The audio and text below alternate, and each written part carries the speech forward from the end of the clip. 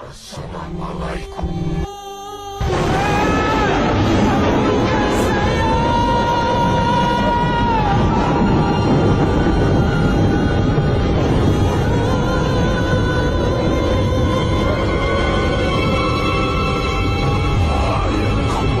Assalamualaikum warahmatullahi wabarakatuh.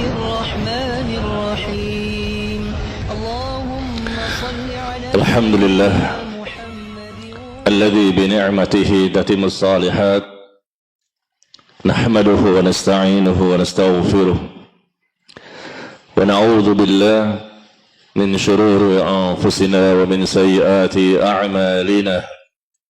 من يهده الله فلا مضل له ومن يضلل فلا هادي له أشهد أن لا إله إلا الله وحده لا شريك له وأشهد أن محمدا عبده ورسوله صلى الله عليه وعلى آله وسلم يا أيها الذين آمنوا اتقوا الله حق تقاته ولا تموتن إلا وأنتم مسلمون أما بعد. Ikhwan dan akhwat rahimakumullah, Bapak Ibu sekalian yang berbahagia, kita ucapkan kalimat syukur sebagai ucapan yang pertama kali yang selayaknya kita sampaikan kepada Allah Tabaraka wa Ta'ala. Di pagi hari ini kembali kita dapat mendatangi salah satu rumah Allah, salah satu masjid, tempat yang paling Allah cintai di muka bumi. Dan kita sedang berada di tempat tersebut, tempat yang paling Allah cintai, di mana kita sedang berusaha untuk melaksanakan salah satu kewajiban kita di sini, yaitu kewajiban kita untuk menuntut ilmu, belajar tentang agama kita, agama Islam yang kita cintai, yang kita imani, yang kita yakini, dan berusaha kita pelajari dan kita pahami, dan berusaha kita amalkan dan kita pertahankan sampai akhir hidup kita. Ya, semoga Allah wafatkan kita dalam keadaan iman dan Islam. Pada pagi hari ini kita akan membahas tentang siksa kubur dan siksa neraka karena zina. Siksa kubur dan siksa neraka karena zina. Kita tahu perbuatan zina merupakan perbuatan dosa besar yang diharamkan oleh Allah dan Rasulnya sallallahu alaihi wasallam. Dan kita pun tahu banyak sekali dalilnya. Dalil-dalil dilarangnya kaum muslimin untuk melakukan perbuatan zina. Dan zina ini merupakan perbuatan yang sangat membahayakan kondisi seorang yang mengaku sebagai seorang muslim, di mana dia akan mendapatkan dampak yang sangat besar dalam kehidupan di dunia, ataupun kehidupan setelah dia meninggal dunia, ataupun nanti kehidupan di akhirat, yaitu bisa jadi dia mendapatkan siksa neraka dari Allah Tabaraka wa Ta'ala. Sudah sering kita mendengarkan tentang masalah zina ini. Sudah banyak para ustadz yang menyampaikan tema tentang masalah zina. Tetapi memang tidak pernah berhenti sampai hari ini. Yang kita tahu sampai hari ini, bahkan sampai hari kiamat, masalah zina ini tidak pernah berhenti. Selalu ada saja orang-orang yang mempropagandakannya, yang selalu mengamalkannya, yang selalu berusaha untuk mengajak orang lain untuk mempraktekannya. Makanya Nabi pun SAW juga menyebutkan informasi tentang kejadian yang akan datang. Dalam hadis yang dikeluarkan oleh Imam Al-Bukhari, hadis yang sahih, Nabi SAW mengatakan bahwa di antara tanda-tanda kiamat, dekatnya hari kiamat, semakin dekat hari kiamat adalah kebodohan menjadi dominan. Semakin banyak orang yang bodoh. Dan kita berada di akhir zaman ini. Dan kita terpaut 1000 tahun lebih dengan kehidupan Nabi Muhammad SAW dan para sahabatnya. Dan kita lihat tanda-tanda dekatnya hari kiamat semakin banyak dan semakin terbukti. Jadi tanda-tanda kiamat kecil ya. Tanda-tanda kiamat besar belum. Tapi tanda-tanda kiamat kecil yang Rasul sebutkan puluhan tanda. Satu persatu terbukti, satu persatu terbukti. Padahal Rasul menyebutkannya belasan abad yang lalu. Masya Allah. Bagaimana kita tidak percaya? Karena tidak ada manusia yang bisa menginformasikan kondisi akan terjadi masa depan 1000 tahun yang akan datang, dan itu benar, tidak ada. Karena Rasul sallallahu alaihi wasallam bukanlah manusia biasa, tapi beliau adalah utusan Allah.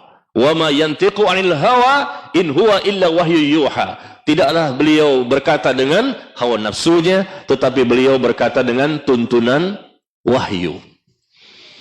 Dan Nabi mengatakan bahwa di antara tanda-tanda hari kiamat yang akan terjadi, dan itu sudah terjadi saat ini, sedang terjadi, yaitu kebodohan menjadi dominan, merajalela di mana-mana. Banyak kaum muslimin atau manusia secara umum, mereka bodoh, tidak mengerti, tidak paham tentang apa sih? Apakah dunia? Tidak. Dunia semakin pintar mereka dibandingkan masa-masa lalu. Manusia sekarang lebih pintar dalam masalah dunia, tetapi kebodohan ini tentunya dalam masalah yang berkaitan dengan agama mereka. Semakin hari semakin banyak yang bodoh, karena semakin banyak yang tidak mau belajar. Dan itu tanda-tanda dekatnya hari kiamat. Maka alhamdulillah, beruntunglah kita. Alhamdulillah, kita bersyukur kepada Allah. Kita diantara sekian banyak kaum muslimin yang insya Allah terpilih ya, yang ingin mencoba untuk memperbaiki diri kita. Kita tidak ingin istiqomah di atas kebodohan. Bodoh kok istiqomah? Bodoh jangan istiqomah. Ya. Dan kemudian yang kedua, di antara tanda-tanda kiamat selain kebodohan menjadi dominan, yaitu ilmu semakin berkurang. Ilmu semakin berkurang, ilmu semakin berkurang. Yang ketiga, zina dilakukan secara terang-terangan. Perbuatan zina dilakukan secara terang-terangan. Yang sebelumnya sudah ada, ya, sudah sejak ribuan tahun yang lalu. Dari para nabi dan rasul sebelumnya sudah ada dari kaumnya yang berzina. Nauzubillah. Tetapi mungkin dulunya tidak sedahsyat perbuatan orang-orang yang mana mereka melakukannya ketika semakin dekat hari kiamat. Zina semakin terang-terangan dan tidak ada rasa malu sedikit pun. Dan bahkan mereka berzina sebagaimana hewan. Hewan ketika mereka mungkin ya berhubungan dengan pasangannya, terlihat ada orang lain, hewan tidak punya rasa malu. Nah begitu juga manusia. Mereka tidak malu meskipun ketahuan, tersebarkan beritanya di sosial media, masih tertawa, masih tersenyum, dan tidak ada sedikit pun rasa takut, rasa malu di hatinya, dan kelihatan dari wajahnya tidak ada. Ini tanda-tanda dekatnya hari kiamat. Kalau kita baca barangkali hadis ini, ya, dan kita tidak melihat fenomena, maka kita tidak tahu. Tapi ketika kita baca hadis ini dan kita lihat realita di lapangan, ternyata memang terbukti, subhanallah. Semakin banyak perbuatan zina yang dilakukan secara terang-terangan. Nauzubillah. Kemudian yang keempat, kata Nabi, tanda-tanda dekatnya hari kiamat adalah minum minuman keras. Banyaknya manusia yang semakin banyak mereka minum minuman keras. Seolah-olah minuman itu minuman biasa, ya, seolah-olah air putih biasa atau minuman yang lain biasa. Mereka semakin banyak yang minum khamr, dan saat ini pun sudah terbukti di antara manusia banyak yang minum minuman keras atau dalam bentuk yang lain, karena khamr itu adalah sesuatu yang bisa menghilangkan akal, bisa memabukkan, bisa menjadikan seseorang tidak sadar. Dulu dengan khamr dari zat cair, tapi sekarang khamr dari zat gas dan padat, seperti narkoba. Itu narkoba namanya khamr, ya, ekstasi, sabu-sabu dan lain-lain, itu khamr. Jenis khamr yang padat, artinya bukan dari bahan cair, karena khamr itu intinya sesuatu yang memabukkan. Apakah dari bahan gas, dari air, ataupun dari padat, ya. Nah inilah beberapa tanda-tanda hari kiamat. Dan sekarang kita fokuskan kepada masalah zina yang semakin hari semakin banyak. Dan saat ini pun mungkin diantara kita, ya, tahu nggak sih berita yang lagi heboh di sosial media? Hah? Nggak sampai ke sini ya? Hah? Kayaknya saya salah masjid nih.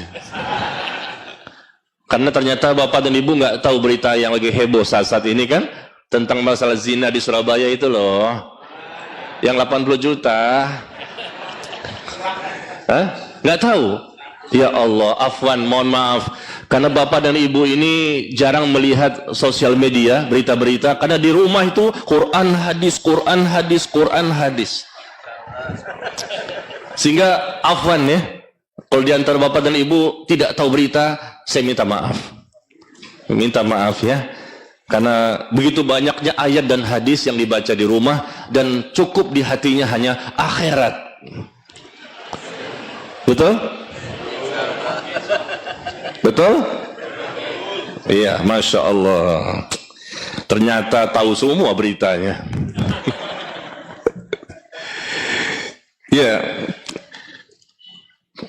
Ini perbuatan yang langsung kita lihat ini. Sebetulnya dari dulu kita sudah tahu, tapi karena ini bertepatan dengan momen ya. Momennya kan karena ada kasus yang terus dibahas, terus kita lihat. Karena kita juga ingin melihat apa sih, bagaimana situasi umat di zaman ini. Ternyata itulah berita yang paling hangat. Ya, nauzubillah min dzalik. Setiap hari diberitahu dan informasikan perkembangan kelanjutannya. Nah, kita lihat sekarang hadis dari Nabi SAW yang diriwayatkan oleh sahabat Abu Hurairah, di mana beliau mengatakan bahwa likulli bani Adam hazzun minaz zina. Setiap manusia ini memiliki bagian dari zina. Setiap manusia, baik muslim maupun kafir, ada bagian yang akan dia lakukan dari zina. Tidak bisa lepas. Setiap manusia memiliki bagian dari zina, yaitu apa? Kedua matanya berzina. Bentuk zinanya adalah dengan cara melihat. Kedua tangannya berzina. Bentuk zinanya adalah memegang. Kedua kakinya berzina. Bentuk zinanya adalah berjalan. Kemudian lisannya berzina dengan cara ya mencium dan lain-lain, berkata, dan hati memiliki hasrat dan angan-angan, dan kemaluan itu merealisasikan zina atau tidak melakukan zina tersebut. Nah, jadi perbuatan zina ini akan dilakukan oleh anak cucu Adam dalam berbagai macam bentuk. Bisa jadi ada yang berzina dengan kemaluan, ada jadi berzina dengan cara hanya melihat ya, zina mata, ada juga mungkin dengan hati, zina hati, atau mungkin dengan zina tangan, memegang ya laki-laki atau wanita yang tidak halal untuk dipegang, atau zina kaki dan lain-lain. Inilah yang memang Rasulullah sampaikan. Tetapi kita selalu berlindung kepada Allah, jangan sampai kita melakukannya, jangan sampai kita mempraktekkannya, apalagi sampai zina yang terbesar, yaitu zina kemaluan. Yang kita ingin bahas pada pagi hari ini tentang zina kemaluan. Insya Allah ya, mudah-mudahan yang hadir di sini semuanya tidak pernah mempraktekkan zina kemaluan. Kalaupun ada, mungkin di masa lalu, ya karena sedikitnya ilmu, jarang dekat kepada agama, maka bertobatlah. Bertobat dengan tobat nasuha. Allah Maha Pengampun, Allah Maha Pengasih, Allah Maha Penyayang. Apapun dosa yang kita lakukan, masih ada peluang untuk diampuni selama ruh belum sampai di kerongkongan. Ya. Nah, kemudian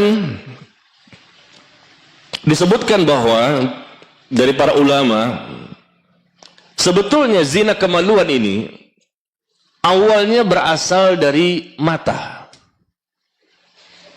Zina mata. Zina mata ini yang akhirnya menjadikan seseorang berzina kemaluan. Bisa jadi mungkin dari hatinya berzina, lalu dia berzina kemaluan. Mungkin dari perutnya, syahwatnya memuncak karena banyaknya makanan yang dia makan, akhirnya zina kemaluan. Mungkin tangan, kaki, dan lain-lain. Tapi yang terbanyak, yang terbesar, yang mengakibatkan seseorang itu zina kemaluan, berhubungan laki-laki dan wanita yang tidak halal, baik mereka belum menikah maupun yang sudah menikah, ya, maka penyebab terbesarnya adalah dari zina mata. Dari zina mata mereka melihat dan akibatnya mereka pun melakukan yang lebih dari itu. Makanya para ulama mengatakan bahwa barang siapa yang tidak mampu menjaga pandangannya, tidak mampu menjaga matanya, maka lihat, setelah itu dia akan melakukan perbuatan dosa yang lain. Awalnya dari mata. Kadang-kadang orang mengatakan dari mata turun ke mana? Turun ke hati ya. Dari mata turun ke hati, dari hati ke mana? Dari hati ke kemaluan. Barang siapa yang tidak bisa menjaga matanya, pandangannya kepada sesuatu yang tidak boleh dilihat, maka lihat. Setelah itu biasanya dia tidak jauh-jauh. Dia akan kembali jatuh pada perbuatan yang lebih besar dosa-dosanya. Nah, kita lihat bagaimana agar kita bisa terhindar. Tentunya kita lihat bagaimana Allah dan Rasulnya menyampaikan ancaman, hukuman, siksaan, balasan yang sangat menakutkan. Semua orang yang melakukan perbuatan zina itu karena syahwat. Syahwat yang tidak terkendali, syahwat yang tidak berusaha untuk dikendalikan dengan iman. Hawa nafsu. Karena hawa nafsu itu kata Allah di surah Yusuf. Di surah Yusuf surah 12 ayat ke-53 Allah mengatakan innan nafsa la'ammaratun bisu' illa ma rahima rabbi. Sesungguhnya hawa nafsu itu selalu mendorong manusia untuk melakukan kejahatan, kemungkaran dan kerusakan, kecuali hawa nafsu yang Allah rahmati. Kita semua punya hawa nafsu kan? Kalau nggak punya hawa nafsu namanya malaikat. Ada di sini malaikat? Yang punya hawa nafsu itu jin, manusia dan hewan. Malaikat tidak punya hawa nafsu. Dan Allah ciptakan kita hawa nafsu untuk kebaikan kita, kemaslahatan kita, yang kita jadikan sarana untuk melakukan kebaikan-kebaikan yang sesuai dengan syariat. Innan nafsa la'ammaratun bisu' illa ma rahima rabbi. Sesungguhnya kata Allah, hawa nafsu itu akan selalu mendorong manusia ke arah kejahatan. Hukum asalnya selalu seperti itu. Selalu seperti itu, mengarahkan kepada kesyirikan, kebid'ahan, kemaksiatan, kemungkaran, kesesatan, kemana yang negatif. Itu hawa nafsu, hukum asalnya. Kecuali hawa nafsu yang Allah rahmati. Maka insya Allah hawa nafsu yang Allah rahmati tersebut dia akan gunakan sebagai sarana untuk melakukan perbuatan yang Allah ridhoi. Berarti pelaku-pelaku zina misalnya, contohnya, mereka punya syahwat, tapi mereka tidak dirahmati oleh Allah, hawa nafsunya. Kalau mereka dirahmati oleh Allah hawa nafsunya, tidak mungkin mereka berzina. Karena Allah menjaga hatinya, Allah menjaga matanya, Allah menjaga pendengaran dan penglihatan, tangan dan kaki, hati dan kemaluan. Semuanya dijaga oleh Allah. Allah rahmati hawa nafsunya. Maka setiap manusia di muka bumi ini, siapapun manusianya, pasti pernah berbuat dosa kan? Kenapa manusia berbuat dosa? Ada dua sebab. Pertama, karena gangguan syaitan, baik syaitan dari kalangan jin ataupun syaitan dari kalangan manusia. Karena ada dua nih jenis syaitan. Syaitan itu istilah untuk ya orang yang durhaka, kufur, ingkar kepada Allah, namanya syaitan. Syaitan dari kalangan jin dan syaitan dari kalangan manusia. Dan yang menjadikan manusia berdosa selama hidup di muka bumi karena pengaruh bisikan, godaan syaitan. Itu yang pertama. Yang kedua, manusia berdosa di muka bumi akibat dari hawa nafsu yang tidak terkendali, yang tidak dijaga, yang tidak dirahmati oleh Allah tabaraka wa ta'ala. Dua sebabnya.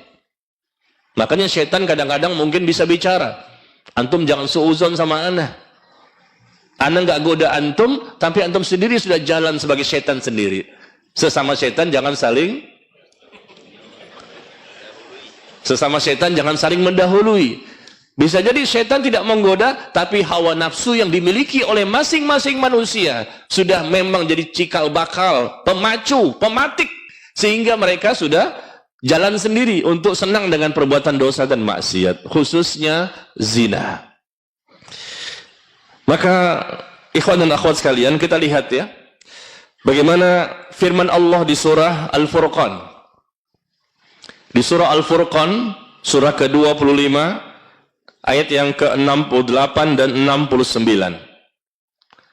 Di surah Al-Furqan, surah ke-25, ayat ke-68 dan 69 Allah menyebutkan bahwa orang-orang yang tidak menyembah sesembahan yang lain beserta Allah, berarti dia orang yang bertauhid. Mereka tidak mempersekutukan Allah, dan mereka pun tidak membunuh jiwa yang diharamkan oleh Allah untuk dibunuh. Alhamdulillah, tidak syirik, tidak membunuh. Kemudian mereka pun tidak berzina. Disebutkan 3 dosa ini: syirik, membunuh, berzina. Tiga-tiganya tidak mereka lakukan. Alhamdulillah. Tetapi kata Allah, barang siapa yang melakukan perbuatan itu, baik syiriknya, membunuhnya, berzinanya, atau tiga-tiganya sekaligus, apa yang terjadi? Niscaya dia mendapatkan pembalasan dosanya, ya ini akan dilipat gandakan azab untuknya nanti pada hari kiamat. Dan dia akan kekal dalam azab tersebut dan dalam keadaan terhina. Ini siksa, balasan di akhirat. Kita bicara akhirat dulu ya, yaitu masalah neraka dulu, nanti baru masalah kubur. Masih jadi dikatakan bahwa dilipat gandakan azab untuknya nanti pada hari kiamat. Dilipat gandakan berarti lebih besar. Kenapa? Tiga-tiganya dilakukan: syirik, membunuh, berzina, atau mungkin salah satunya. Dalam ayat ini Allah menyebutkan perbuatan zina setelah disebutkan syirik dan membunuh. Itu menunjukkan betapa perbuatan zina sangatlah buruk. Syirik kan buruk jelas. Membunuh, Masya Allah, ancaman Allah yang luar biasa. 5 ancaman Allah bagi orang yang membunuh tanpa alasan yang dibenarkan. Man qatala mu'minan, apalagi membunuh seorang mukmin. Membunuh seorang mukmin, maka Allah akan berikan 5 balasan. Coba lihat di surah An-Nisa ayat ke-93. Fajaza'uhu jahannam, dia mendapatkan siksa neraka jahannam, khalidan fiha, kekal di dalamnya. Ya, Allah akan melaknatnya. Allah akan berikan azab pedih kepadanya. Nauzubillah. Ada 5 ancaman. Membunuh, maka membunuh merupakan dosa besar. Ya, banyak para ulama meletakkan dosa membunuh itu di bawah syirik. Seperti Imam Az-Zahabi dalam kitabnya Al-Kabair, contoh dosa-dosa besar dalam Islam. Beliau memulai pertama dengan syirik, yang kedua membunuh. Ya, karena membunuh perbuatan yang sangat besar dosanya, yang ancamannya sangat keras sekali, disebutkan dalam Al-Quran dan hadis Nabi SAW. Dan ternyata zina disebutkan yang ketiga di ayat ini, di surah Al-Furqan. Ya, disebutkan yang ketiga, bukan berarti zina itu nomor 3 tingkat dosa besarnya, tidak. Tapi disebutkan di ayat ini, itu menunjukkan, kata para ulama, betapa besarnya, buruknya perbuatan zina. Apalagi zina itu dilakukan oleh orang-orang yang sudah pernah berumah tangga. Nauzubillah. Yang sudah pernah menikah, kalau mereka pun berzina, dan jumlah mereka tidak sedikit. Bahkan mereka pun masih memiliki istrinya, masih memiliki suaminya, tetapi mereka pun berzina dengan yang lain. Lihat bagaimana disebutkan dalam hadis yang dikeluarkan oleh Imam Muslim dan Imam An-Nasai, hadis dari sahabat Abu Hurairah. Nabi mengatakan bahwa thalathatun la yukallimuhumullahu yaumil qiyamah wa la yanzuru ilaihim wa yuzakkihim wa lahum adzabun alim. Ada 3 golongan manusia. Ada 3 golongan manusia yang mana Allah tidak akan berbicara dan menyucikan mereka. Nanti pada hari kiamat Allah tidak akan mengajak mereka bicara dan tidak akan menyucikan mereka. Artinya membersihkan dosa-dosa. Serta tidak melihat kepada mereka dengan pandangan kasih sayang. Siapa orang ini? Nauzubillah. Berarti besarin dosanya. Kata Nabi, 3 golongan manusia yang mana Allah tidak akan berbicara dengan mereka dan menyucikan mereka, tidak melihat kepada mereka nanti pada hari kiamat, dan mereka juga akan mendapatkan azab yang pedih. 4 disebutkan. 1 saja sudah menakutkan, sudah mengerikan bagi orang-orang beriman yang hatinya punya rasa takut. Di sini disebutkan 4, tidak berbicara kepada mereka, tidak menyucikan mereka, tidak melihat kepada mereka, dan mereka akan mendapatkan azab yang pedih. Siapa golongan ini? Yang pertama, syekhun zanin. Yang pertama adalah orang tua yang berzina. Udah tua, keladi. Makin tua makin. Kalau mereka mau menikah silakan saja. Meskipun usianya 60 tahun, 70 tahun, barangkali mereka butuh pasangan hidup yang bisa melayani mereka, ya, memberikan perhatian kepada mereka, menolong mereka, apalagi usianya sudah tua. Silahkan, kita tidak melarang. Meskipun sudah 70 tahun, ingin menikah lagi, ya pikir-pikir dulu lah. Tapi andai kata memang butuh sangat, silakan. Tapi jangan berzina. Dia sudah pernah menikah. Ya, orang yang sudah pernah menikah lalu dia berzina dalam hukum Islam, kalau ketahuan dia ngaku saksinya ada, maka dirajam sampai mati, dilempari batu sampai dia mati, dan itulah hukuman bagi dia. Kalau dia bertobat, maka itu bisa menjadi penggugur dosanya. Tapi kalau belum pernah menikah sama sekali, belum pernah berkeluarga, tapi berzina, ya, baik laki maupun yang perempuan, maka dicambuk, didera sebanyak 100 kali, lalu diasingkan selama 1 tahun. Dicambuk. Kita dicambuk sekali aja udah, aduh, sakit yang luar biasa. Ini 100 kali. Kira-kira kalau ada ditegakkan hukum itu, ada nggak kasus 80 juta? Orang berpikir, kenapa sih kok bahas 80 juta ya? Orang berpikir, 1 kali cambuk saja sudah merah, sudah sakit yang luar biasa. Ini 100 kali. Dipermalukan dan diperlihatkan di hadapan seluruh orang-orang beriman. Hukuman itu balasan di dunia itu. Sudah malu yang luar biasa. Dan Allah suruh untuk diperlihatkan, dipertontonkan. Biarkan semua orang melihat. Itu terjadi di zaman Nabi SAW. Ya. Nah ini kalau belum pernah menikah. Tapi kalau sudah pernah menikah, masih juga berzina, maka dihukum rajam kalau ditegakkan hukum Islam. Tapi di negara kita tidak ada hukuman seperti itu ya. Gampang sekali. Bahkan ya nauzubillah min dzalik. Yang ditangkap hanya mucikarinya.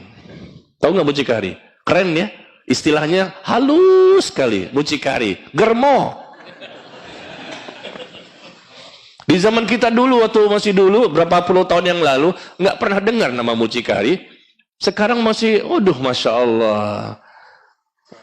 Diperhalus dengan mucikari, germo. Dan para penzina namanya apa? Pekerja? Hah? PSK, apa PSK? Pekerja seks komersial. Orang nggak tahu itu, kalau itu berdosa. Pekerja, kan bekerja. Pekerja seks komersial, PSK, kan bekerja untuk mencari nafkah bagi anak-anak. Waduh, mereka rela pagi, siang, dan sore dan malam. 1 hari 5 sekaligus. Ya, berapa tuh? 8 kali 5 berapa? 400 juta. Enggak berkah uangnya. Uang panas, enggak berkah. Hidupnya menderita. Wallahi, demi Allah, kita berani bersumpah atas nama Allah. Karena dosa-dosa besar itu, kalau kita lakukan, na'udzubillah.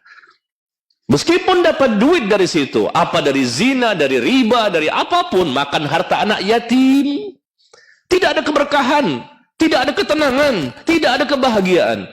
Uang melimpah ruah, tapi tidak ada sesuatu yang membahagiakan di hatinya. Lihat kehidupannya akan menderita. Terlihat saja seolah-olah bahagia. Uang itu cepat habis.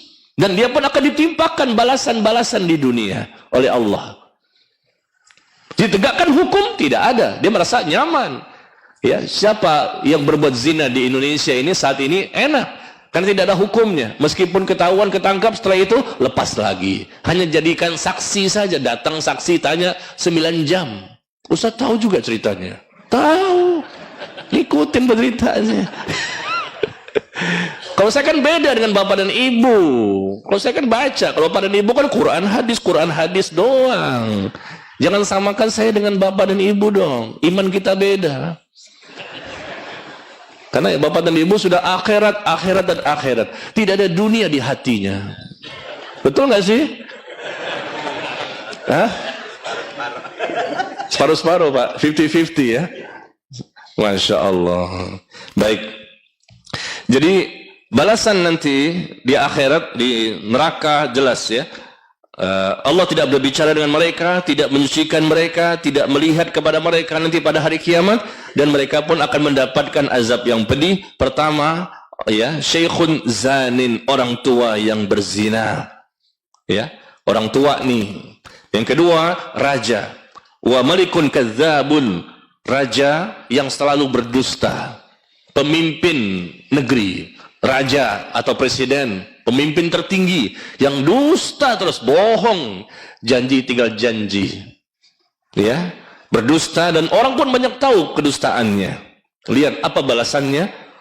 Yang ketiga adalah wa'ailun mustakbirun, yaitu orang fakir yang sombong. Orang fakir yang sombong, udah miskin sombong. Ya Allah, orang kaya aja nggak boleh sombong ya. Ini orang miskin, bukan miskin lagi, fakir. Masya Allah, fakir sama miskin beda.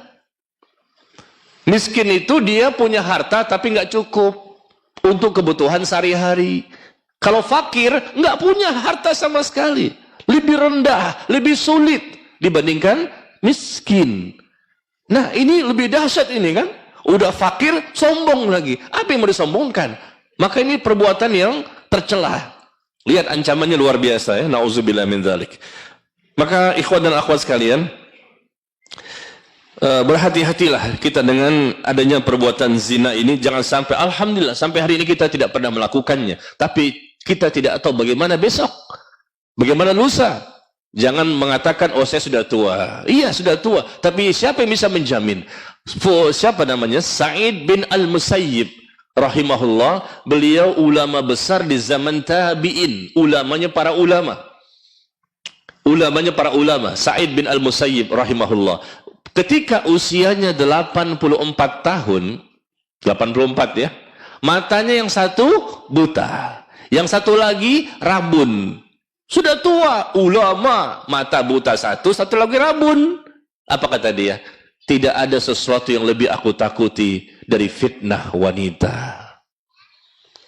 Tidak ada sesuatu yang lebih aku takuti dibandingkan fitnah wanita. Ulama loh, emang kita ulama? Ulama bukan. Ustadz? Bukan. Orang soleh? Namanya doang, soleh.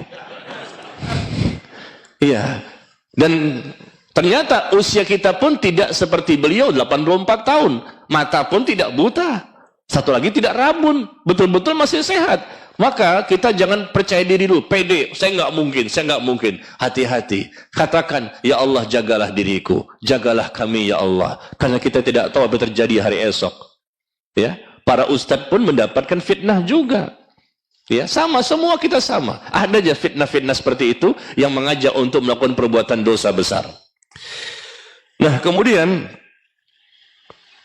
sekarang kita lihat bagaimana siksa kubur yang diberikan kepada pelaku zina. Dan Allah sudah menyatakan ya, wala taqrabuz zina, wala taqrabuz zina. Jangan kamu mendekati zina. Ya, innahu kana fahisyah wa sa'a sabila. Sesungguhnya zina itu merupakan perbuatan keji. Perbuatan keji dan suatu jalan yang buruk. Alhamdulillah Allah menyelamatkan kita. Tapi coba dilihat anak-anak kita di rumah. Bapak Ibu perhatikan. Yang SD, SMP, SMA, kuliah dan seterusnya. Apapun tingkatannya, mereka anak kita. Hati-hati karena zaman ini luar biasa. Luar biasa, pergaulan bebas di mana-mana. Sebab sarana-sarana untuk menjadikan seseorang berzina itu sangat lebih mudah, gampang, dan murah. Kata Allah, jangan kamu dekati zina. Dekat saja nggak boleh, apalagi melakukannya. Innahu kana fahisyah. Sesungguhnya zina merupakan perbuatan keji dan merupakan jalan yang buruk. Kata Imam Ibnu Qayyim rahimahullah mengatakan, Allah memberitahukan bahwa perbuatan zina merupakan jalan yang paling jelek.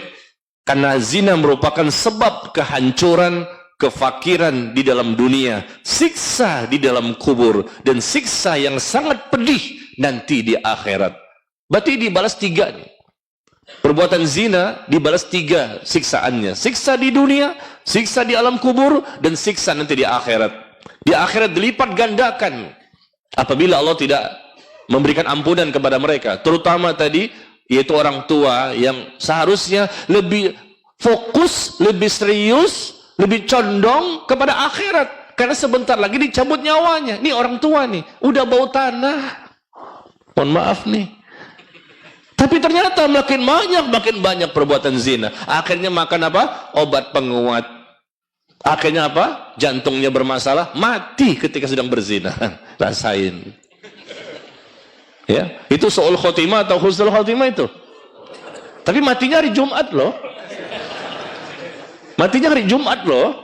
Habis ba'da ini, habis khutbah Jumat, habis salat Jumat, nauzubillah, tidak berpengaruh. Ya.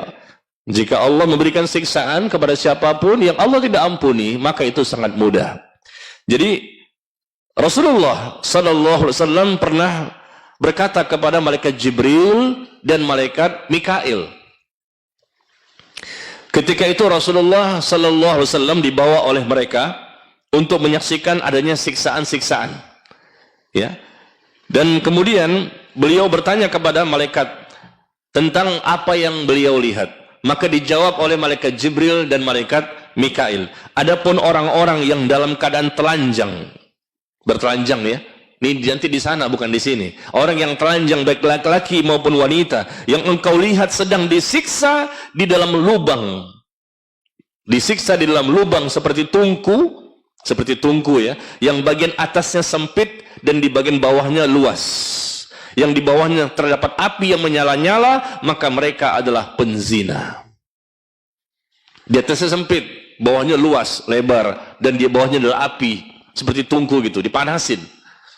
Dan ternyata mereka di situ telanjang, laki-laki dan perempuan, dan mereka berteriak untuk naik ke atas, karena di bawahnya panas. Itulah siksa kubur yang akan diterima oleh para penzina. Yang ketika itu Allah tidak memberikan ampunan kepada mereka.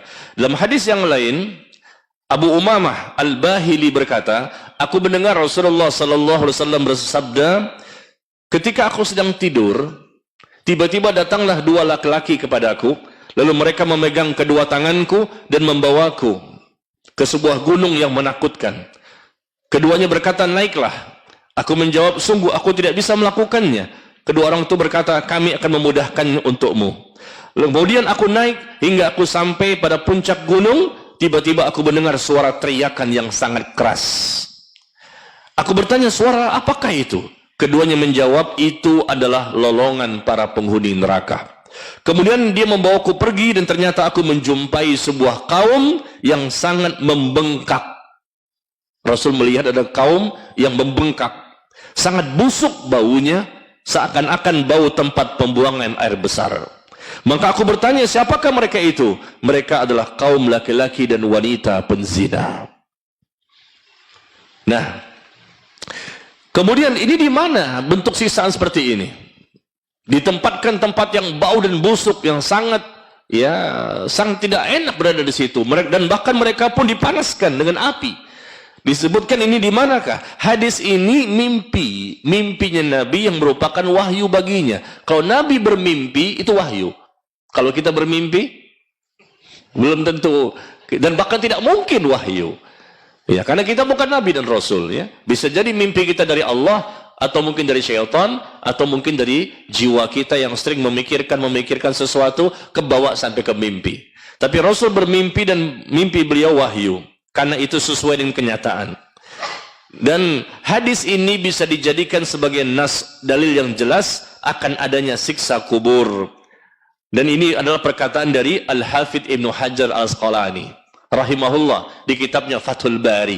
Beliau mengatakan inilah siksa kubur bagi pelaku zina yang pasti akan terjadi jika Allah tidak memberikan ampunan kepada mereka. Maka berhati-hatilah kita, yakinlah dengan firman Allah dan hadis dari Nabi SAW yang sangat menakutkan dan mengerikan bagi orang-orang beriman. Dosa besar apa saja sebetulnya kita hindari. Jangan masalah duit yang hanya berapa juta lalu kita berbuat dosa. Bahkan bagi wanita, ya, menyerahkan kehormatannya untuk mendapatkan uang tersebut. Tidak ada artinya 81 miliar, bahkan 1 juta triliun pun tidak ada artinya. Kalau itu haram. Karena perbuatan haram akan menjadikan seseorang sulit mendapatkan hidayah dari Allah. Perbuatan yang haram, harta yang haram menyebabkan seseorang cenderung untuk melakukan perbuatan dosa-dosa berikutnya. Kita lihat sekarang sebab-sebab timbulnya perzinahan.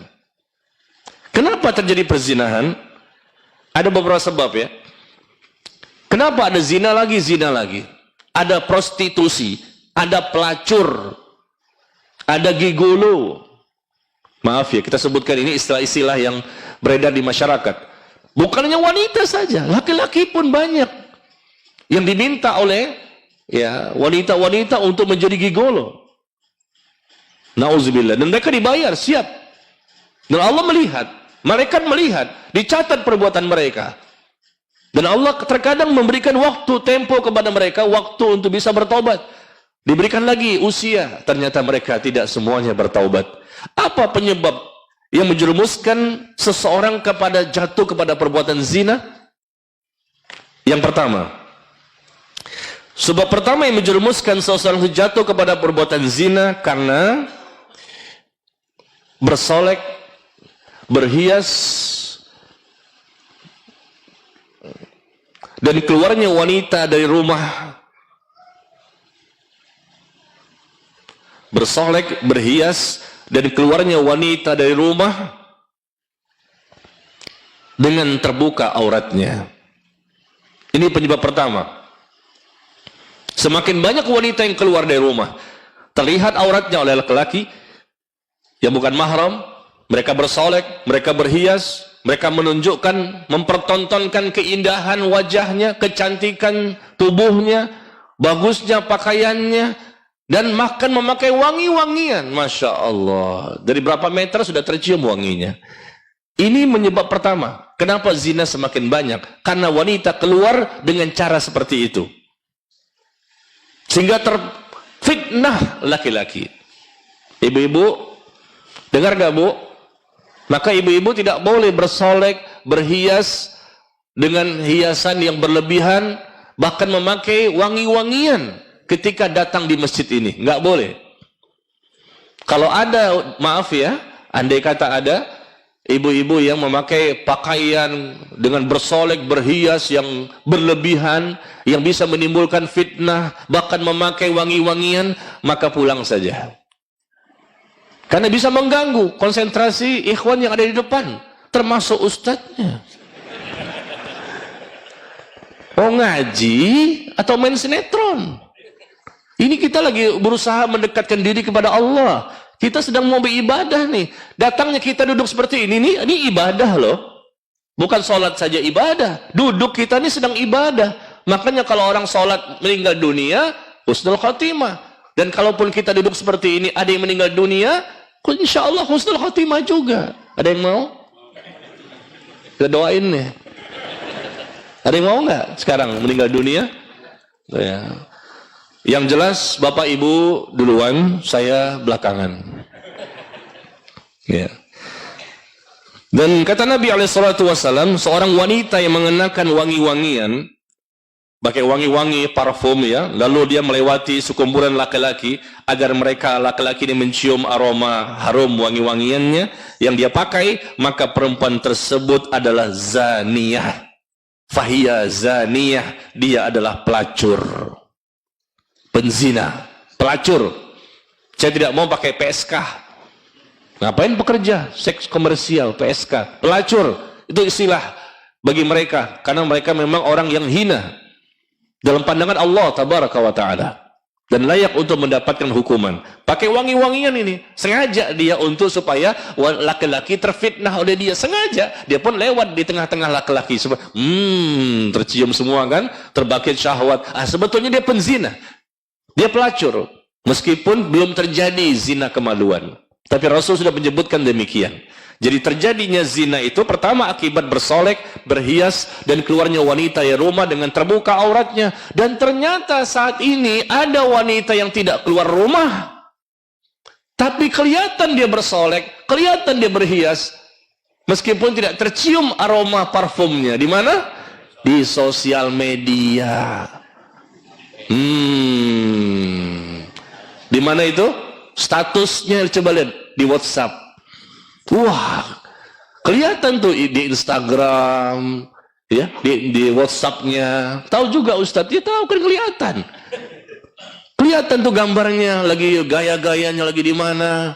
Nauzubillah min dzalik ya. Ini musibah, udah ngaji bertahun-tahun tapi masih mempertontonkan, memperlihatkan keindahan tubuhnya, kecantikannya. Mungkin dia berjilbab, Ustaz. Iya, berjilbab. Emang wanita yang berjilbab itu berarti sudah akan terhindar fitnah bagi laki-laki. Meskipun dia berjilbab, meskipun dia bercadar, tetap saja ibu-ibu nggak tahu laki-laki sih. Saya mewakili laki-laki nih. Jadi ibu jangan melihat dari sisi wanita, tapi lihatlah dari penilaian sesama laki-laki. Nah, ini saya kasih tahu nih bocorannya nih. Bahwa laki-laki itu meskipun dengan wanita yang sudah bercadar sekalipun bisa. Siapa bilang tidak? Bisa. Bisa menimbulkan fitnah bagi matanya, bagi hatinya. Bisa. Apalagi memang dia laki-laki yang tidak saleh.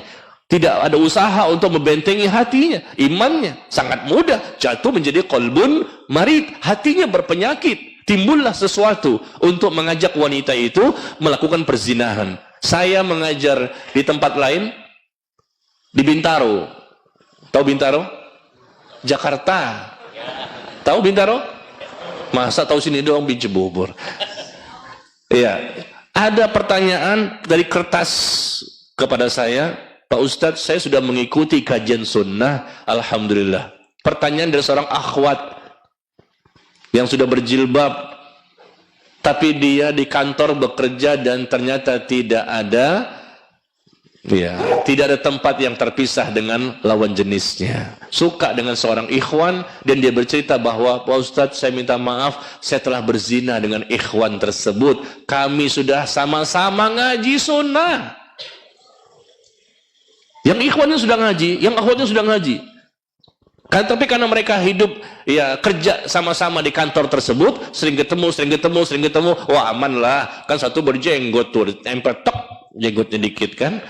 Yang satu kan ada jilbabnya, aman nih kan, sama-sama udah ngaji sunnah. Tapi karena sering bertemu, akhirnya apa? Terjadi. Dan dia mengakui, Pak Ustadz, bagaimana cara saya bertobat? Saya tidak tahu, ini kan pakai kertas ya, tapi wanitanya ada di belakang pasti. Karena pertanyaan dari mereka. Siapa yang bisa menjamin? Setan adalah yang ketiga. Ketika ada dua orang ya bertemu yang mereka bukan mahram. Nauzubillah min dzalik. Maka tolong ya, di sosial media nih. Tolong di sosial media, di WhatsApp-nya, di Instagram-nya, hapus semua foto-foto yang bisa mengundang fitnah. Ya. Karena dengan adanya gambar-gambar seperti itu, orang yang bercadar dan berjilbab itu tujuannya bukan untuk dipertontonkan, bukan untuk diperlihatkan, bukan untuk dipamerkan. Berjilbab itu untuk disembunyikan. Kita ketemu saja di jalanan disuruh tundukkan pandangan mata untuk menjaga hati dan kemaluan. Nah, ketemu saja tundukkan pandangan. Ini bagaimana tundukkan pandangan terlihat terus di Instagramnya dengan gaya-gayanya, Masya Allah. Hasil ngajinya mana? Suaminya mendiamkan, suaminya dayuth. Kata Nabi, dayuth ini adalah suami yang tidak akan dimasukkan ke dalam surga. Karena mereka mendiamkan istrinya, terbuka aurat, atau mungkin tertutup, tapi sengaja untuk memperlihatkan, memamerkan, dan mempertontonkan kecantikannya. Ini mohon maaf ya, kita bicara apa adanya.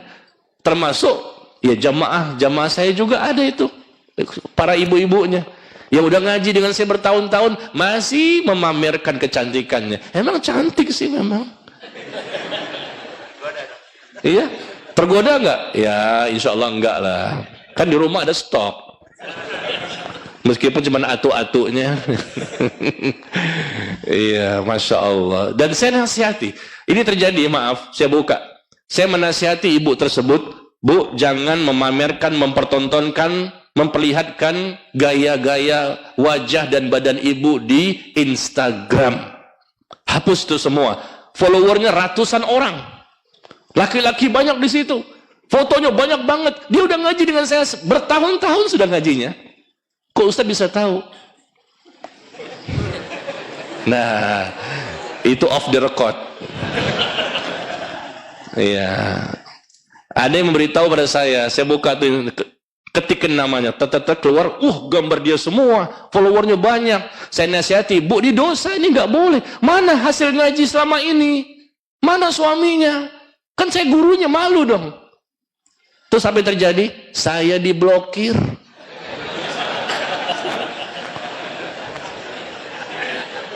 Diblokir saya. Jadi saya nggak bisa buka lagi.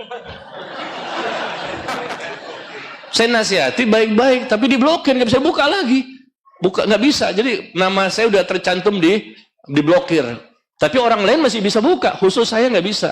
Padahal saya ustadznya, nasihatin baik-baik, nggak terima, dia marah. Loh, kan ibu, ini kan murid saya.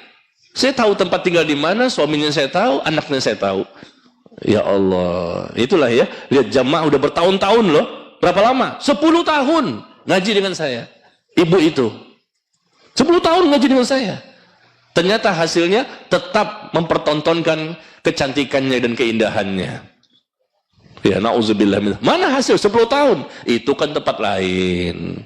Kalau ibu-ibu di sini sih, kalau ibu-ibu di sini sih, gimana Bu? Kelihatannya soleha semua. Kan kelihatannya. Kayaknya kan nggak kelihatan tuh pakai hijab. Saya nggak pandang apa-apa, tapi kayaknya tembus pandang deh. Kelihatan solehahnya ya, masya Allah. Baik, ini penyebab pertama, bersolek berhias ya. Ketika mereka keluar rumah atau mungkin di sosial media yang sangat ya parah sekali saat ini, yang udah ngaji maupun yang belum ngaji, menampilkan cadarnya, bahkan kadang-kadang memakai apa? Cadar butterfly. Nggak boleh pakai cadar butterfly, cadar kupu-kupu di sini itu. Jadi kalau di jalan begitu tuh, ikut. Saya pun nggaknya begitu juga, begitu.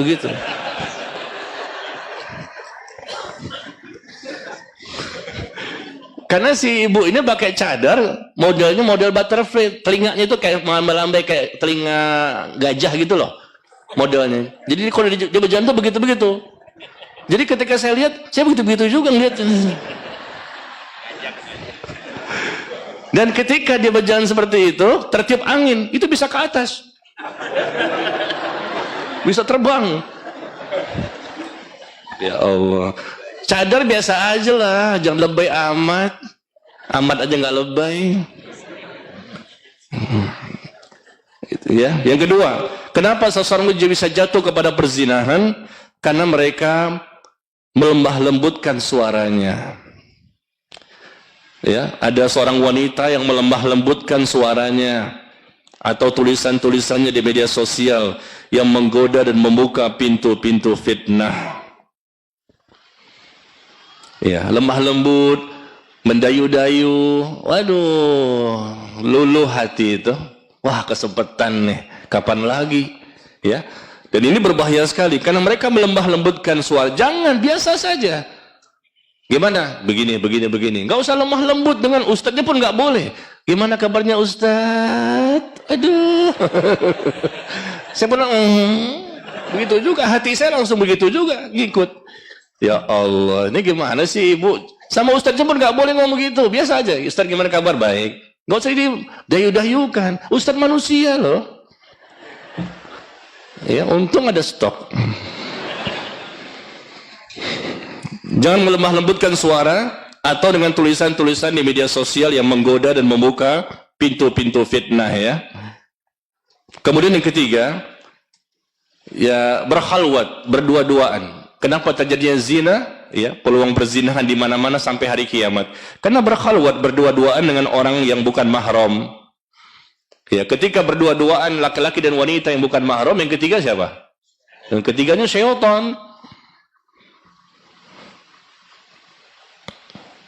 Yang keempat, karena adanya safar seorang wanita tanpa mahram. Mereka safar tanpa mahram, artinya bukan berarti pasti ya, tapi ada peluang-peluang zina itu ada saja gitu loh. Wanita yang safar tanpa mahram, tanpa laki-laki yang mendampinginya, dia sendirian di Bandung, sendirian di luar negeri, sendirian di Surabaya. Nah, Surabaya lagi.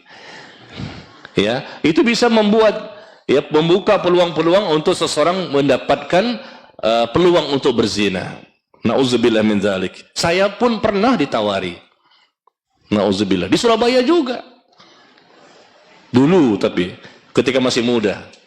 Sekarang masih muda juga sih. Ketika saya ke Surabaya naik kereta, pernah saya cerita nggak di sini? Belum ya?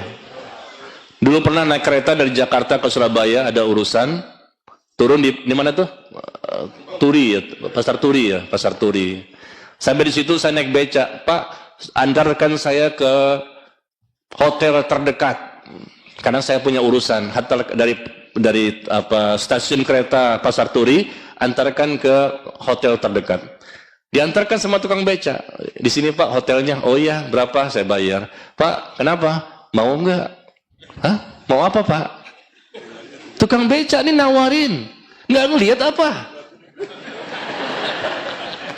Nggak peduli dia. Pak, ada nih. Apa? Ada nih. Wah, perempuannya? Iya. Oh enggak, saya nggak mau. Saya masuk ke hotel tersebut. Sampai di hotel, saya diantar oleh office boy sampai ke kamar. Sampai di kamar, ya sudah. Office boy nawarkan, Pak, ada nih. Ada apa lagi? Lihat peluangnya tuh, Masya Allah. Dia tahu nih, saya sendirian kan musafir dari Jakarta nih. Dia nggak peduli mau jenggotnya sepuser, mau jilbabnya selebar masjid. Ada nih, ada apa? Biasa Pak ini. Oh enggak, maaf saya nggak mau. Udah, saya kunci pintu, saya rebahan. Enggak lama diketok kamar saya. Tok. Aduh, langsung wanitanya datang. Apa yang terjadi? Kesempatan. Kalau saya buka, nauzubillah, langsung masuk, dia teriak gimana? Dan bahkan dia mengunci pintu, berbahaya. Akhirnya saya nggak buka pintunya karena saya tahu yang datang wanita. Dengan suaranya mengetuk pintu. Memang mereka punya stok ternyata di hotel itu. Saya pura-pura tidur sampai pagi. Begitu pagi saya keluar nggak taunya di bawah itu kan lantai 2 ya. Di bawah dari ujung ke ujung, udah banyak mereka menunggu panggilan-panggilan dari tamu di hotel tersebut. Banyak. Waduh, salah hotel atau gimana nih? Saya turun ke bawah, Pak, nunggu tuh. Saya tanya, siapa itu? Nah itu yang dipanggil-panggil oleh pria hidung belang ataupun yang tidak belang sama aja. Dipanggil. Dan mereka jumlahnya banyak dari ujung ke ujung. Dengan pakaian seadanya asal nempel doang. Wah, akhirnya pada saat itu langsung saya cabut, pindah ke hotel yang lain. Ternyata sama juga. Lihat, sendirian ya, baik wanita maupun laki-laki sama saja ketika safar ada peluang ya untuk berzina. Nauzubillah min dzalik. Yang keempat, yang kelima ya.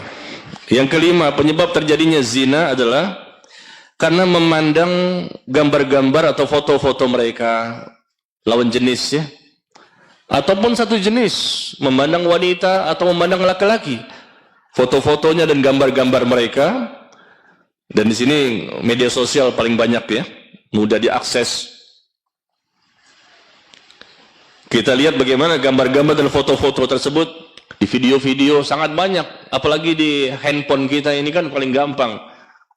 Tinggal klik ini langsung keluar, terbuka semua auratnya. Nauzubillah. Ada website-websitenya, ada ini dan itu, gampang sekali untuk melihat karena sering melihat foto dan gambar, lama-lama syahwat tidak bisa terkendali dan akhirnya mencari dan berzina. Maka yang kelima ini adalah hendaknya kita jangan melihat foto-foto dan gambar-gambar tersebut meskipun yang dilihat bukanlah yang terbuka auratnya. Semuanya tertutup, semuanya berjilbab, semuanya bercadar, tapi hati bisa terfitnah. Mata memang tidak bisa melihat apa yang dilihat, mata doang ya, tertutup dengan cadar semuanya, tapi hati tetap bisa tergoda. Apalagi syaitan memanfaatkan iman orang-orang yang sangat sedikit, yang mudah terkena fitnah. Kemudian yang keberapa? Yang keenam, adanya ikhtilat. Kenapa terjadinya zina? Adanya ikhtilat, bercampur baur antara laki-laki dan wanita. Bercampur baur di berbagai macam tempat. Mungkin di pasar, mungkin di tempat kerja, di sekolahan, tempat pesta, di kendaraan, dan seterusnya. Adanya ikhtilat bercampur baur ini, akhirnya apa? Karena bercampur baur, nah itu ada peluang-peluang untuk bisa ke arah sana. Ya, maka kita hindari, jangan sampai kita adanya ikhtilat, termasuk kita ketika taklim seperti ini terpisah laki-laki dan wanita. Kalau digabung, saya rasa ikhwan bagian depan bukan melihat saya, tapi melihat ke belakang. Berbahaya sekali ya. Maka ditutup untuk menghindari fitnah. Kemudian yang ke-7. Kenapa terjadi sebab perzinahan ini? Yaitu karena adanya bersentuhan. Bersentuhan dengan yang bukan mahram. Lihat ketika salaman. Laki-laki dan perempuan yang bukan mahram, nggak boleh megang, nggak boleh bersentuhan, tapi dipegang, diremes-remes, ya, dan dilama-lamain. Kan mengucapkan selamat Idul Fitri, Pak Ustadz, nggak boleh, haram. Ketika wanita dan laki-laki yang bukan mahram bersentuhan, kata Nabi SAW, sungguh ditusuknya kepala salah seorang di antara kalian dengan jarum dari besi, maka itu lebih baik. Ditusuk di kepala dengan jarum dari besi itu lebih baik, kata Nabi, daripada dia menyentuh wanita yang tidak halal baginya. Ya, berbahaya. Nabi nggak pernah seumur hidup. Sesungguhnya aku, kata Nabi, tidak pernah berjabat tangan dengan wanita. Kata Nabi, wanita maksudnya yang bukan mahramnya. Hanyalah ucapanku kepada 100 wanita seperti ucapanku kepada seorang wanita. Nabi tidak pernah bersentuhan tangannya dengan seorang wanita yang bukan mahram. Karena ini apa? Bisa menimbulkan fitnah. Kata Allah, wala taqrabuz zina, jangan kamu dekati, apalagi melakukan. Dan sarana-sarana yang bisa mendekati ke arah tersebut hendaknya dijauhi semuanya. Ya. Nah, inilah kurang lebih yang kita ketahui 7 sebab kenapa terjadi perzinahan yang tidak habis-habisnya. Bahkan sampai hari kiamat terus terjadi. Semakin hari semakin dahsyat, bahkan semakin terang-terangan. Saya punya teman nih, terakhir ya, sebelum kita buka sesi tanya jawab. Murid saya dulu kuliah di Jerman. Sekarang udah kembali kemari, nggak bisa melanjutkan kuliahnya di Jerman. Kenapa saya katakan? Saya nggak kuat kuliah di sana. Kenapa? Jam-jam istirahat, kan keluar tuh. Habis kuliah, istirahat, kita keluar. Ternyata kita keluar ke taman, ke depan, kemana, itu banyak sekali wanita dan laki-laki yang berzina. Langsung zina kemaluan, mereka gelar tikar, dibuka bajunya, dan mereka zina dulu. Nanti begitu teng masuk kuliah, mereka pakai lagi bajunya, kuliah lagi. Berzina kemaluan. Dan itu terang-terangan disaksikan oleh banyak orang. Tapi banyak orang juga yang tidak terlalu peduli, meski mereka lihat jalan lagi, karena mereka udah biasa seperti itu. Nah, ini ikhwan ini nggak biasa kan? Dia orang Depok. Begitu istirahat ngelihat, langsung seperti hewan. Gelar tikar langsung berhubungan di situ. Begitu masuk lagi masuk lagi kuliah. Nah, ini kan ikhwan ini nggak terbiasa di Indonesia. Kelihatan lagi setiap hari. Akhirnya dia putuskan tinggalkan kuliahnya, balik ke Indonesia. Dia apa? Zina secara terang-terangan. Belum terjadi kiamat. Di Indonesia mungkin ada pada tempat-tempat tertentu, tapi di Eropa sana, di Amerika tidak tempat tertentu. Di mana-mana terang-terangan berzina. Di pantai pun bisa jadi. Nauzubillah ya. Inilah kita hindari, dan semoga Allah menjaga iman kita, menjaga hati kita, menjaga mata kita dan seluruhnya, agar kita menjadi orang-orang yang selalu istiqomah di atas Quran dan sunnah Nabi sallallahu alaihi wasallam. Ya.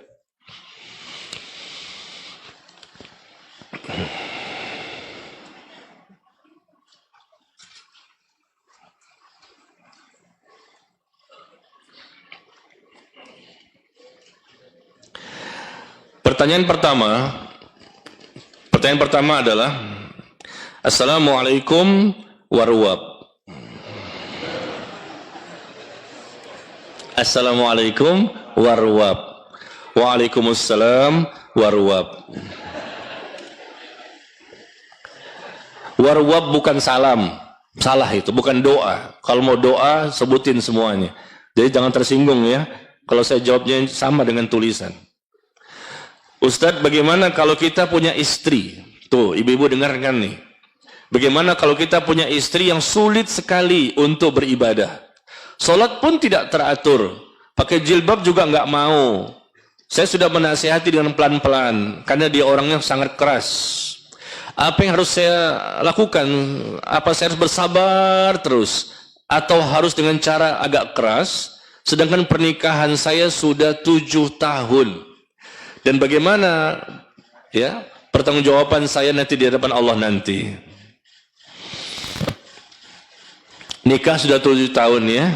Mungkin di awalnya sama-sama jauh mungkin.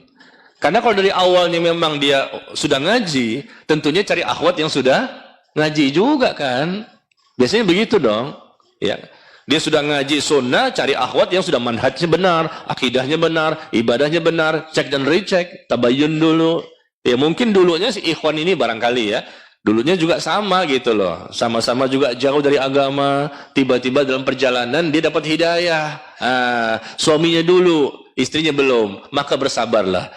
Terus untuk menasihati, terus mendakwahi, ajak dia ngaji, berikan artikel, berikan buku ya, kemudian berikan apa mungkin ada di YouTube kajian-kajian kepada istri, atau mungkin minta tolong kepada ada wanita yang bisa mendekatinya.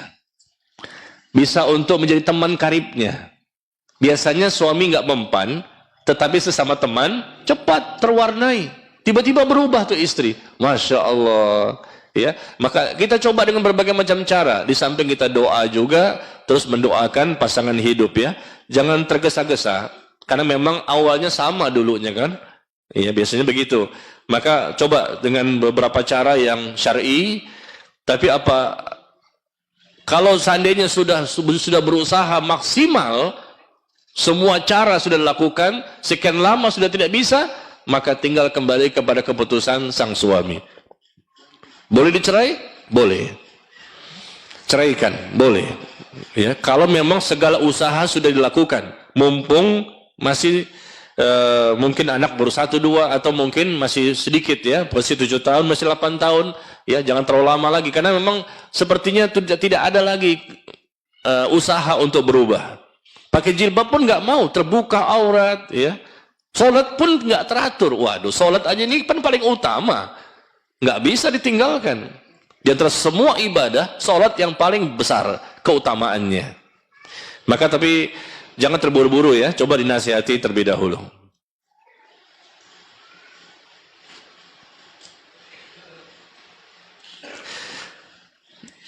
Pak Ustadz mohon jawabannya yang jelas ya. Yang jelas ngancem nih. Bisa pulang nggak saya? Mumpung kami bisa menghadirkan orang tua kami di sini. Berarti pertanyaan dari anaknya nih. Karena biasanya susah untuk diajak ke kajian. Wah, tumben nih, alhamdulillah. Kok pas kajian zina mau? Ya, maksudnya siksa kubur dan siksa neraka untuk penzina. Pertanyaan, yaitu untuk ke orang tuanya sebetulnya ya. Hukum sholat di masjid yang ada kuburannya dan kuburannya pas sekali di arah kiblat, nggak boleh, haram. La tusallu ilal qubur wa la tajlisu 'alaiha. Kata Nabi dalam hadis yang dikeluarkan oleh Imam Muslim, jangan kamu salat menghadap kubur dan jangan kamu duduk di atas kuburan. Ya. Jangan salat menghadap kuburan. Nah, ini kan dikatakan pas di arah kiblat, pas di depan kita berarti. Ya, meskipun ada dinding tidak boleh, harus ada jarak antara masjid dan kuburan. Itu baru boleh. Mungkin ada jalan raya, mungkin ada, pokoknya intinya di luar areal masjid ya, bukan di halaman masjid. Areal masjid tidak boleh jadikan tempat untuk kuburan. Kuburan itu ada di depan, di luar dari pagar areal masjid. Ya, dan Nabi mengatakan tidak boleh la tusallu ilal qubur wa la tajlisu 'alaiha. Jangan kamu salat menghadap kuburan dan jangan kamu duduk di atasnya. Dan bagaimana hukum penjelasan tentang celana isbal? Isbal itu menjulurkan kain celana di bawah mata kaki, bagi laki-laki tidak boleh. Mohon maaf ya, Bapak yang ada hadir pada siang hari ini, semoga Allah berikan hidayah ya. Tidak boleh isbal bagi laki-laki karena hadisnya sangat banyak, lebih dari 10 hadis. Ya, Rasul melarang bagi laki-laki untuk menjulurkan celana di bawah mata kaki. Bahkan Nabi mengatakan bahwa ma asfala minal ka'bain minal izar fa finnar. Kain celana, kain sarung, jubah, ataupun pakaian yang berada di bawah mata kaki bagi laki-laki, maka itu merupakan bagian dari api neraka. Ya, tidak boleh. Bahkan isbal pun bisa menyebabkan siksa kubur. Nih, saya bacakan. Isbal itu menjulurkan kain celana di bawah mata kaki, bisa juga menyebabkan siksa kubur bagi pelakunya.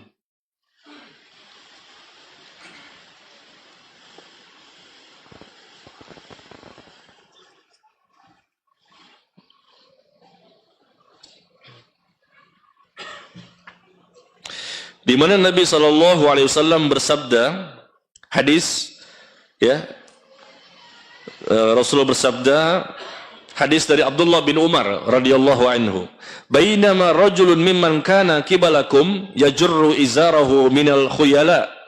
Ada seorang laki-laki, kata Nabi, ada seorang laki-laki yang menjulurkan kainnya di bawah mata kaki karena sombong.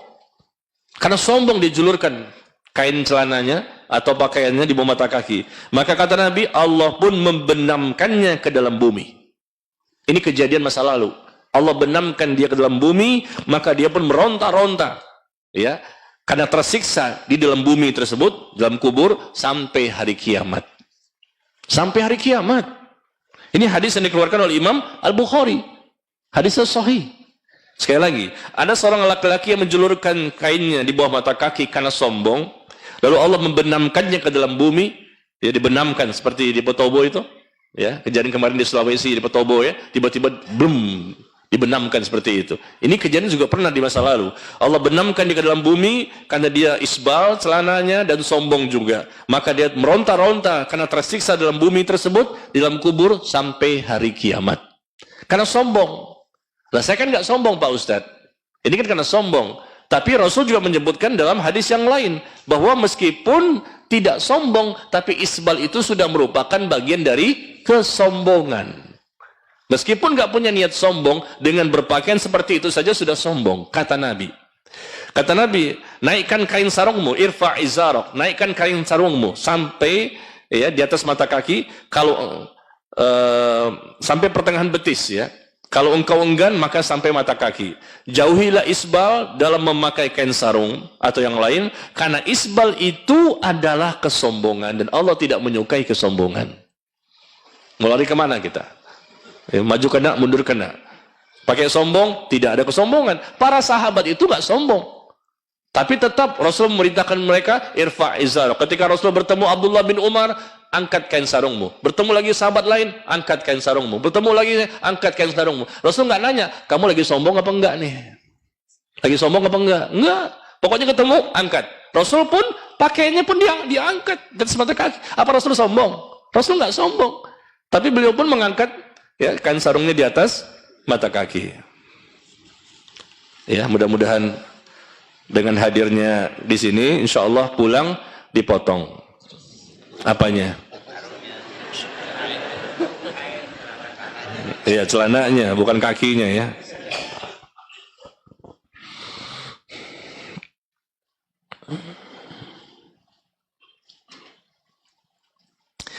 Kemudian,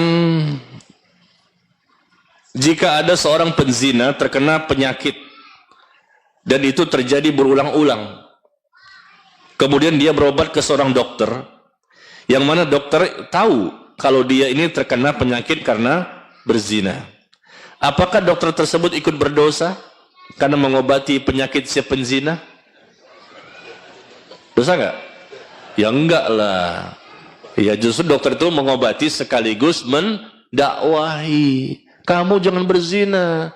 Sekarang saya bisa obati, tapi kita nggak tahu nanti ada penyakit yang lebih dahsyat lagi. Bahkan sekarang ada penyakit AIDS, ya, yang belum diketemukan obatnya, sangat berbahaya. Maka dokter tadi tidak berdosa, apalagi memang dia ikut serta menasehati. Kecuali kalau dokter itu mengatakan, alhamdulillah, kamu berzina, alhamdulillah lagi. Maka sering-seringlah berzina supaya kamu sering-sering kemari. Ya, nggak boleh ngomong seperti itu. Nauzubillah.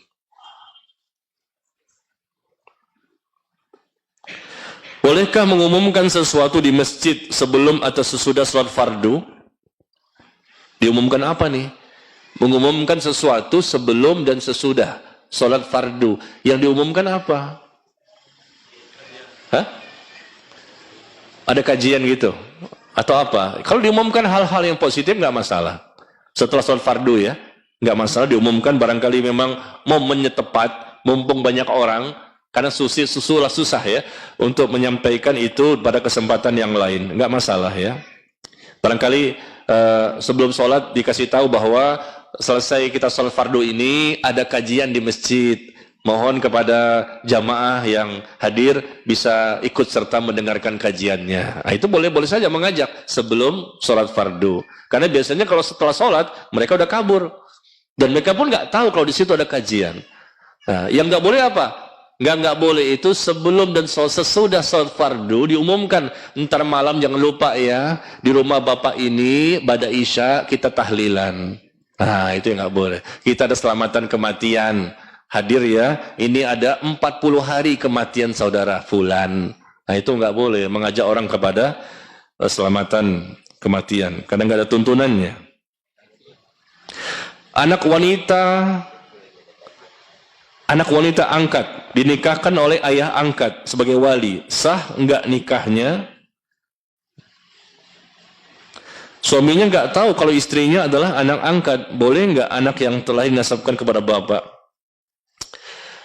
Ya, enggak boleh ya, bapak angkat menikahkan anak angkat, enggak sah pernikahannya.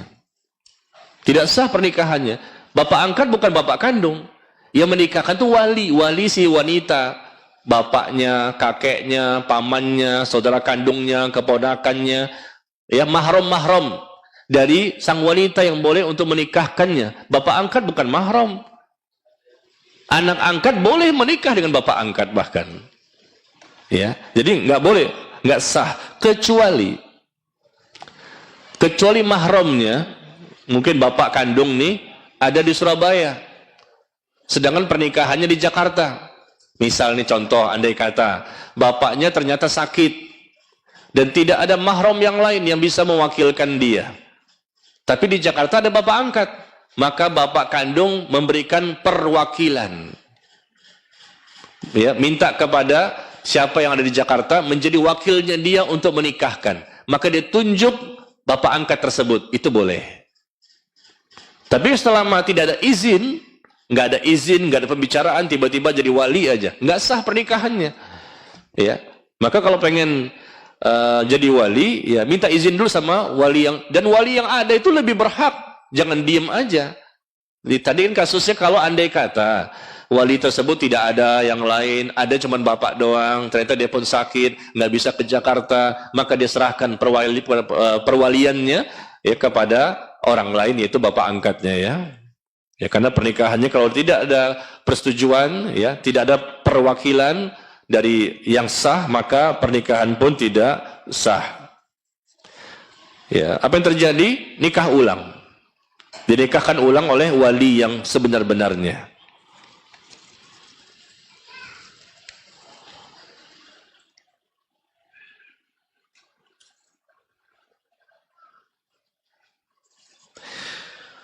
Kemudian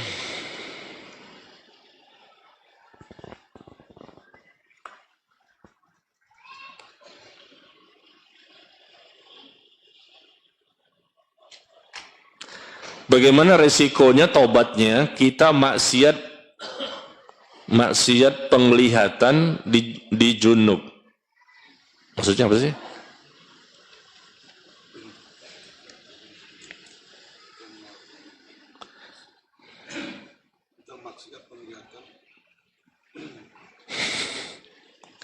Ya dapat lewat deh, susah juga. Apakah menikah dalam keadaan hamil dengan pasangan zinanya, pernikahannya tidak sah, Ustadz? Apakah setelah melahirkan harus menikah kembali? Saya condong kepada mengatakan pendapat boleh. Wanita yang berzina dengan laki-laki yang telah menzinahinya, lalu kemudian wanita itu hamil, lalu mereka dinikahkan ketika sedang hamil, boleh. Saya mengambil pendapat yang mengatakan boleh, asalkan ya betul-betul menikah dengan laki-laki yang telah menghamilinya, bukan dengan laki-laki yang lain. Karena dari pendapat Abu Bakar As-Siddiq, Umar bin Khattab, Abdullah bin Mas'ud, Abu Hurairah, Abdullah bin Umar, ya para sahabat itu, dan kebanyakan ulama mengatakan boleh. Mengatakan boleh untuk asalkan ya betul-betul dari laki-laki yang telah menghamilinya. Tapi kalau dengan laki-laki yang lain, maka tunggu sampai wanita tersebut melahirkan.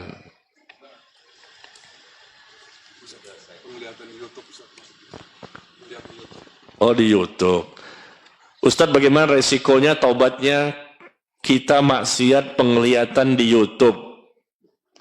Di YouTube, bukan junub tadi ya. Aduh, tulisannya Masya Allah. Kita maksiat penglihatan di YouTube. Apakah ada fidyahnya? Kok fidyah? Kalau tidak mampu, apakah berpuasa? Kira-kira berapa hari? Wassalam warwab. Melihat sesuatu di YouTube kan ya, orang yang sedang berzina, orang yang sudah terbuka auratnya, dan macam-macam, na'udzubillah. Bagaimana? Ya bertobat saja. Tidak ada berfidyah atau berpuasa berapa hari, nggak ada. Cukup dengan bertobat dengan taubat nasuha. Istighfar, minta ampun kepada Allah, menyesal, dan tidak lagi mengulangi perbuatan yang sama.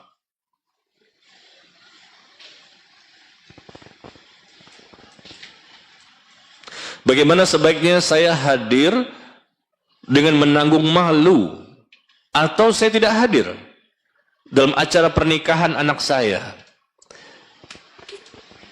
Acara pernikahan anak saya yang laki-laki. Sebab mempelai wanitanya belum berhijab. Dan saya sudah sering menasihatinya. Ya datangi sajalah. Ya.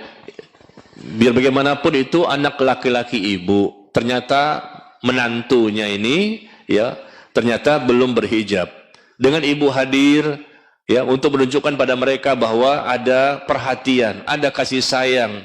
Meskipun tidak sependapat dengan apa yang dilakukan oleh menantu tersebut. Khawatirnya kalau bapak dan ibu tidak hadir, ya, anak laki-laki ini makin marah kepada orang tuanya, dan menantu perempuan pun semakin jauh, semakin tidak mau dinasihati, makin sulit.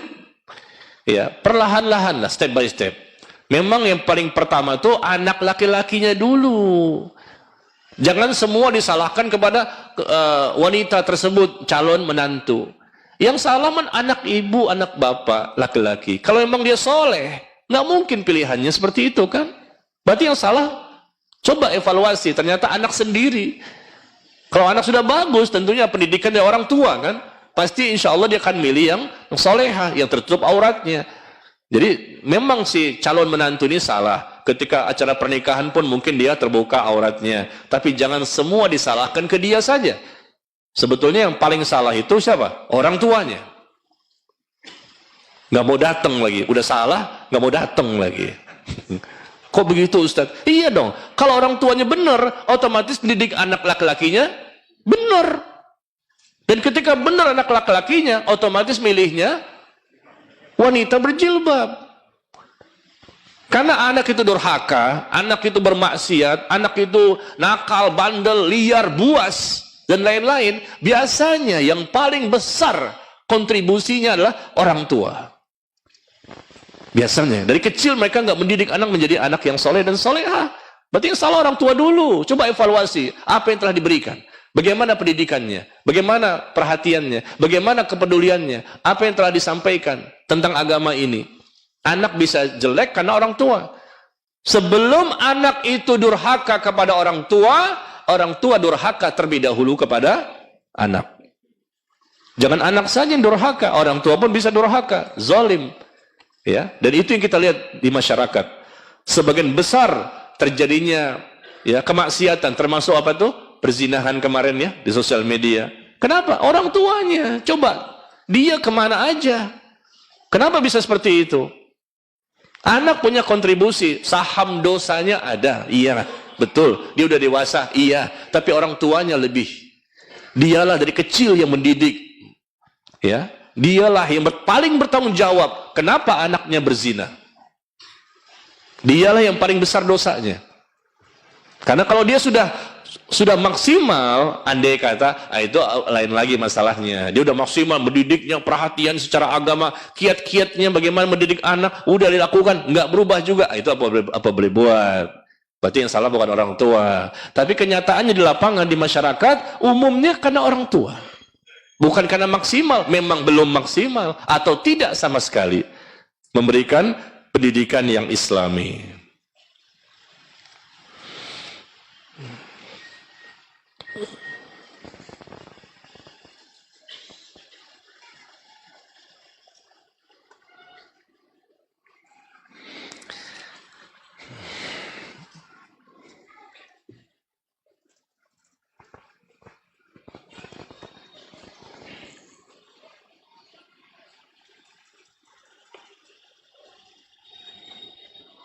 Apa nih Pak?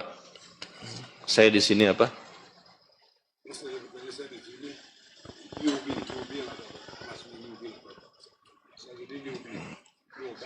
Saya mau bertanya, saya di sini newbie. Apa sih newbie? Bahasa apa tuh? Ya Allah, Ustadznya dites bahasa Inggris ya kalah lah. Coba pakai bahasa Arab. Newbie, baru tahu saya newbie, pendatang baru ya. Oh, tambah kosakata saya. Saya mau bertanya, saya di sini newbie, pendatang baru. Saya menikah sudah kurang lebih 14 tahun. Dan sudah 8 tahun ini, suami saya tidak dapat memberikan nafkah batin. Bagaimana untuk menahan syahwat? Manusiawi kan Ustadz? Tulisin, manusiawi kan Ustadz? Meskipun seorang wanita ya, karena suaminya tidak dapat memberikan nafkah batin. Saya selalu berusaha mendekatkan diri kepada Allah, tapi tetap saja ya belum berhasil. Ya, sudah menikah 14 tahun, 8 tahun suami nggak bisa memberikan nafkah batin. Kenapa? Tanya dong, apa alasannya? Apa dia memang ada sesuatu penyakit? Sudah berobat belum? Dan sudah sejauh mana pengobatan itu? Karena jawaban itu tergantung kepada ini ya, setelah terjadi pembicaraan. Kadang-kadang agak sulit menjawab pertanyaan itu karena nggak lengkap. Suaminya nggak dihadirkan, istrinya pun nggak dihadirkan. Saya suruh menjawab. Padahal saya nggak tahu kondisi mereka bagaimana. Apakah memang suaminya sengaja nggak mau memberikan nafkah batin? Sengaja ya. Atau memang tidak sengaja, dia mungkin sakit. Kalaupun sakit, udah berobat belum? Kalau mungkin di gimana, semua sudah lengkap. Setelah lengkap semua, baru ada jawaban. Tapi karena ini nggak lengkap, maka saya tidak bisa menjawab. Ya, karena ini masalah suami istri nggak boleh sembarangan untuk menjawabnya. Karena kadang-kadang ketika tidak lengkap, maka salah dalam menjawab.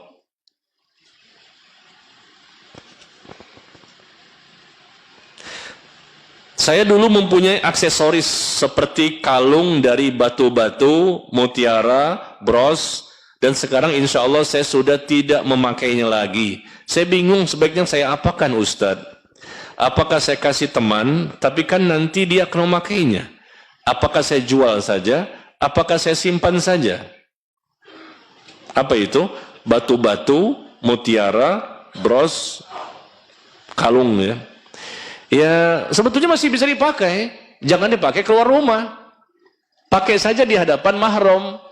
Di hadapan mahram kan bisa. Ya. Ketika pakai keluar rumah yang memang nantinya dikhawatirkan menimbulkan fitnah karena terlihat perhiasan banyak sekali perhiasan yang dimiliki, nah itu jelas ya bisa berdosa. Tapi kalau dipakai di sesama mahram, di hadapan suami, ya di hadapan orang tua, paman, dan lain-lain ya, ini diperbolehkan, masih bisa dimanfaatkan. Tapi kalau memang andai kata mau kasih ke orang lain, ya silakan saja kepada anak-anak kecil. Anak-anak kecil kan nggak apa-apa mereka berhias, ya nggak masalah. Tapi kalau mau dijual juga nggak masalah. Pak Ustadz, kalau kita sudah bertaubat dengan zina yang pernah dilakukan, apa tetap saya disiksa di kubur bila saya dikubur? Sudah bertobat dari perbuatan zina, apakah tetap disiksa di kubur? Iya. Sudah bertobat dari zina, apakah tetap disiksa di kubur? Iya. Kalau tobatnya nggak diterima. Iya kan? Ntar dulu, belum selesai jawabannya. Loh, kok begitu? Ya kalau tobatnya nggak diterima, ya bisa jadi Allah akan bisa menerima taubat, bisa juga tidak menerima taubat. Maka dia mendapatkan peluang yang besar untuk mendapatkan siksa kubur. Tapi kalau dia sudah bertaubat dari zina, jangankan zina, bahkan lebih tinggi, lebih besar dosa dibandingkan zina apa? Syirik, perbuatan besar, dosa besar yang paling besar, ya, punya peluang untuk diampuni, yaitu dosa syirik, apalagi zina, asalkan taubatnya taubat nasuha, taubatnya diterima oleh Allah. Maka ketika Allah menerima taubat seseorang, Allah ampuni. Ketika diampuni, maka insya Allah peluang yang besar dia terhindar dari siksa kubur. Maka bagaimana caranya? Yaitu maka bertobatlah dengan tobat yang benar, jangan dengan tobat yang asal-asalan. Karena kalau dengan tobat asal-asalan dikhawatirkan Allah tidak terima taubatnya dan dikhawatirkan nanti mendapatkan siksa kubur.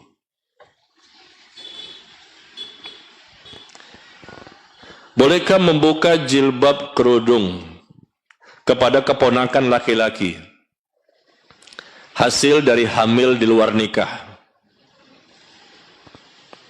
Ya, karena itu ponakan ya, secara biologis boleh. Karena nggak boleh menikah dengan keponakan, meskipun keponakan adalah hasil dari hamil di luar nikah. Masalahnya dia berkaitan dengan bapak ibunya. Maka nanti kalau dia anak wanita, bapak zinanya tidak boleh menikahkan anak perempuan zinanya. Itu dampak dari perbuatan zina. Bapak zina tidak boleh menikah. Jadi wali nggak boleh. Wali untuk anak perempuan zinanya nggak boleh.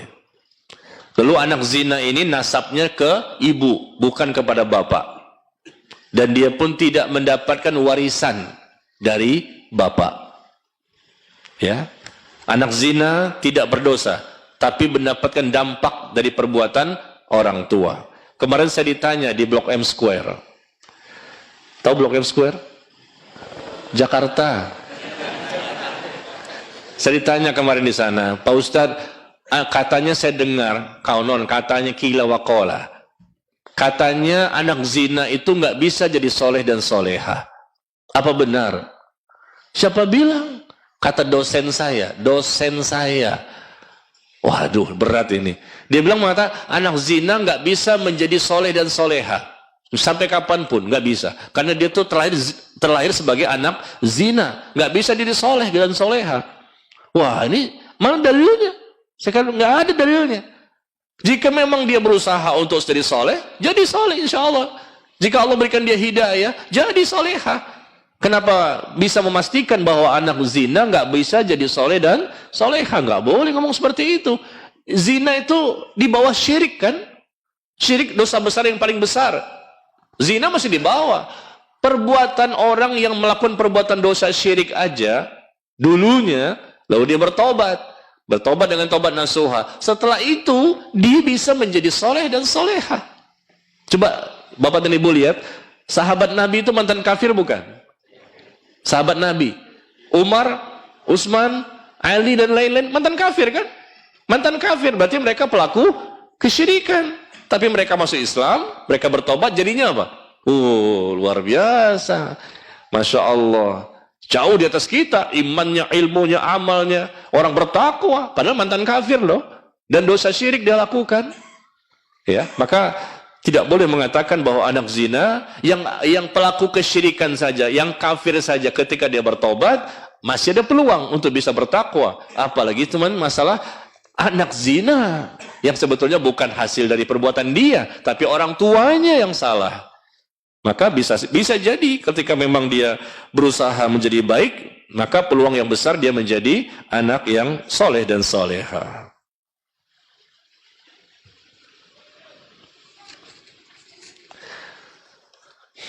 Jam 11 ya.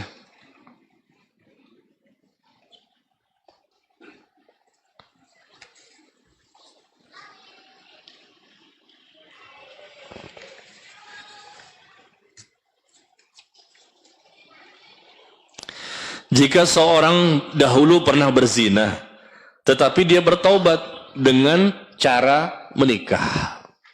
Bertaubatnya dengan cara menikah. Apakah sudah termasuk taubat nasuha? Ya belum atuh. Tobat nasuha bukan dengan cara menikah. Tobat nasuha itu ada beberapa cara. Pertama, menyesal. Kedua, memperbanyak istighfar, bertobat kepada Allah, banyak minta ampun. Ketiga, tidak lagi mengulangi perbuatan dosa. Ya.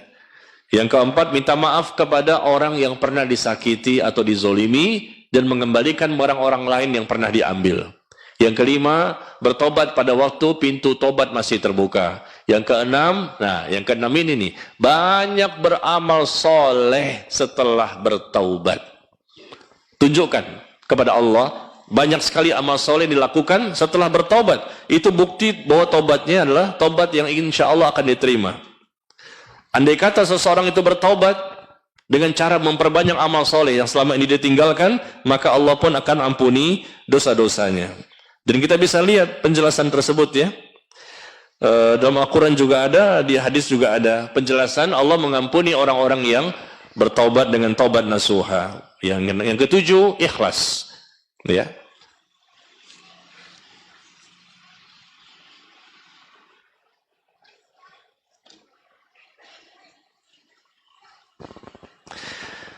Mau tanya Ustadz, gimana kalau kita punya Instagram tapi tetap kita kunci, jadi nggak bisa dilihat orang. Jadi tujuan kita hanya untuk menyimpan foto saja. Apakah iya? Betul nggak bisa dibuka? Hah? Ada followernya, pengikutnya? Kalau hanya untuk pribadi saja, nggak ada followernya, nggak ada pengikutnya, nggak ada orang yang bisa masuk. Tapi kita takut juga nanti kalau ada, apa caranya apa? Hacker. Ya, kita khawatir juga, mungkin nggak ada orang yang bisa, cuman untuk pribadi saja, kita koleksi foto-foto kita, yang terbuka aurat maupun tidak. Ada di situ. Ya, kita tidak tunjukkan kepada siapapun, aman. Tidak ada orang yang bisa buka. Kita pun nggak ngasih sandinya, kita pun nggak masukin dia, hanya pribadi. Tapi kita takut juga nih. Satu sisi mungkin, aman. Tapi sisi lain kalau seandainya ada hacker itu apa sih istilahnya? Apa istilahnya hacker tuh? Yang bisa membuka ya. Ya, membobol website atau Instagram tersebut gimana? Andai kata nih, kan takut juga kan? Betul-betul dikunci. Tapi ada hacker, ada orang yang ahli, dia bisa buka tuh, dia bobol, dia bisa bongkar. Meskipun kita kunci bagaimanapun, sekarang udah banyak orang yang ahli nih. Ya, banyak orang yang ahli bisa membuka, membobol situs kita sendiri, website kita sendiri. Nah, ini dikhawatirkan nantinya akhirnya apa? Diambil sama dia, dibongkar dan disebarkan. Aduh, malunya. Nauzubillah min dzalik. Ya. Maka janganlah ya, jangan simpan-simpan di Instagram atau dimanapun ya, karena takutnya nanti bisa dibobol oleh hacker.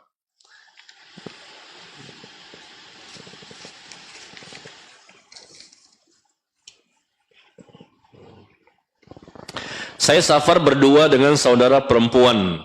Bolehkah Pak Ustadz? Tidak. Safar itu dengan laki-laki, mahram.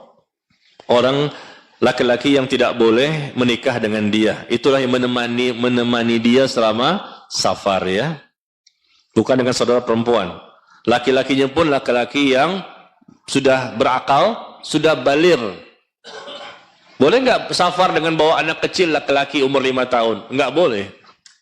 Meskipun dia laki-laki, tapi laki-laki yang belum berakal dan belum baligh.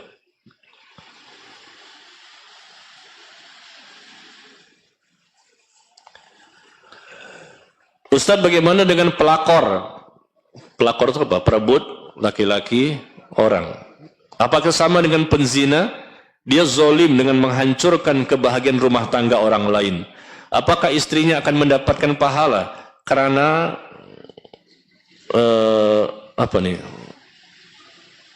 apakah istri mendapatkan pahala karena dapat transferan duit dari pelakor yang zolim pada dirinya? Istilah pelakor ini kalau saya lihat kebanyakan untuk orang yang belum sah. Ya, kebanyakan istilahnya itu, orang yang belum sah untuk menjadi suami istri, maka mereka berzina. Tapi andai kata memang mereka sama-sama soleh dan soleha, dan memang suaminya membutuhkan untuk tambah, nggak cukup satu. Kalau nggak nambah mati. Mungkin begitu, ya. Dan dia butuh dan istrinya pun mengizinkan, nggak masalah. Tanpa diizinkan istri, gitu pun nggak masalah. Karena untuk menambah lagi tidak perlu ada izin. Yang penting pemberitahuan, wajib. Nggak boleh diam-diaman. 7 tahun bawa 2 anak. Nggak boleh seperti itu. Kasih pemberitahuan. Jangan takut. Istri nggak mungkin mengizinkan, Ustaz. Kenapa takut sama istri? Takut sama Allah. Kasih tahu. Nggak boleh diam-diaman. Karena Rasulullah itu diketahui. Semua istri Rasul, orang tahu semua.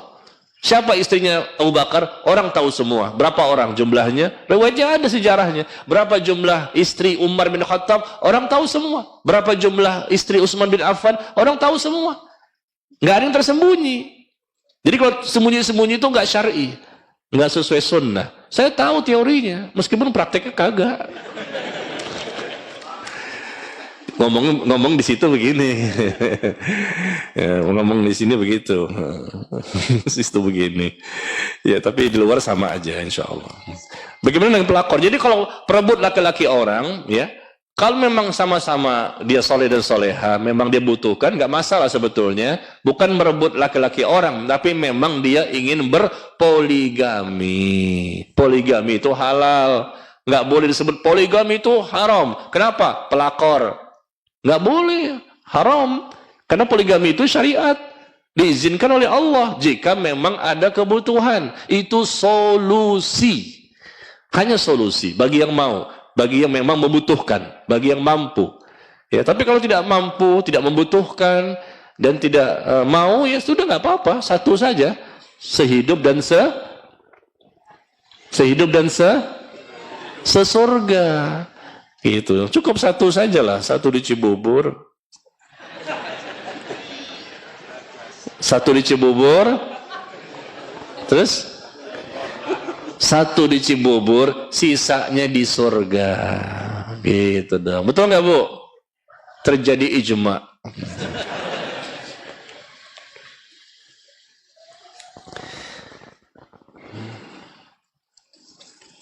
Sedikit lagi ya, sebentar ya.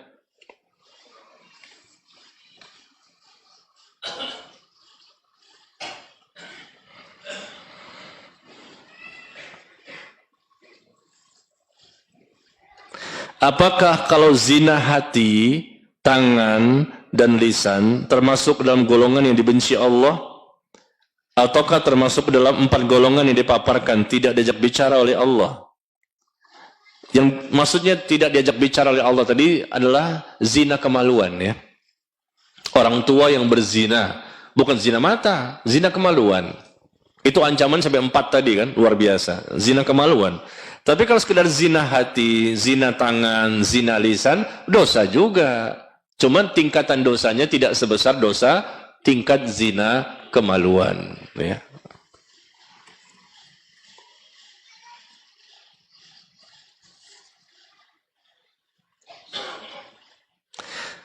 Ustadz Afan mau tanya, bagaimana menasehati apabila di keluarga ana ada pelaku zina? Wah. Di keluarganya ada pelaku zina, betul nggak dia berzina? Atau mungkin kata orang, kan nggak boleh menuduh orang. Apalagi menuduh wanita baik-baik. Dia solehah, dia mukminah, dikatakan dia tuh pelacur loh. Astagfirullahaladzim. Malu tuh wanita, dan itu dosanya besar. Allah berikan ancaman itu. Berapa kali dicambuk? Di surah An-Nur itu, awal-awal surah An-Nur. Berapa kali dicambuk? Bagi orang menuduh orang tanpa bukti, tidak bisa mendatangkan saksi, dia mengatakan wanita itu berzina. Berapa kali dicambuk? Ayo. Awal-awal surah An-Nur. Berapa kali? Hah? 80 kali. Barakallahu fiik. 80 kali. Dia nggak berzina, cuma nuduh doang. Dia nggak berzina, cuma nuduh doang. Wah, dia itu berzina. 80 kali dicambuk. Lihat di awal surah An-Nur. Nggak bisa mendatangkan saksi. Saksi berapa banyak? 4 orang saksi. Nggak bisa mendatangkan. Hanya bisa ngomong, dia berzina tuh, dia berzina. Tapi dia nggak melihat. Nggak bisa mendatangkan 4 orang saksi yang langsung melihat proses masuknya. Bukan sekedar pelukan. Enggak. Betul-betul melihat langsung proses masuknya. Kalau enggak, dia dapat cambuk 80 kali. Yang berzina 100. Yang menuduh tanpa bisa mendatangkan saksi dapat 80 kali cambukan. Nauzubillah. Saat ini banyak di sosial media dikatakan ini berzina, padahal bukti tidak ada. Nah, itulah karena memang tidak ada hukuman ya. Bahkan yang pelacur pun, penzina pun hanya dimintai saksi saja. Datang ditanya 9 jam sebagai saksi, enggak ditetapkan sebagai tersangka. Karena memang hukumnya tidak ada, belum ada. Nauzubillah min dzalik. Masa hukum untuk penzina belum ada? Maka nih ya, kita coba mudah-mudahan ya, kedepannya nanti ada perubahan-perubahan. Kita doakanlah semua orang-orang yang memiliki kebijakan untuk menentukan hukum ini, mudah-mudahan ada perubahan. Sehingga kedepannya setiap penzina, setiap pelacur dihukum. Meskipun memang tidak dengan cara dicambuk, tapi paling tidak ada hukuman lain lah. Sehingga akan bisa mengurangi tingkat perzinahan di tempat kita atau di negara kita. Demikian Bapak Ibu sekalian ya. Sampai di sini saja pertemuan kita. Mohon maaf atas segala kekurangannya. Semoga Allah menjaga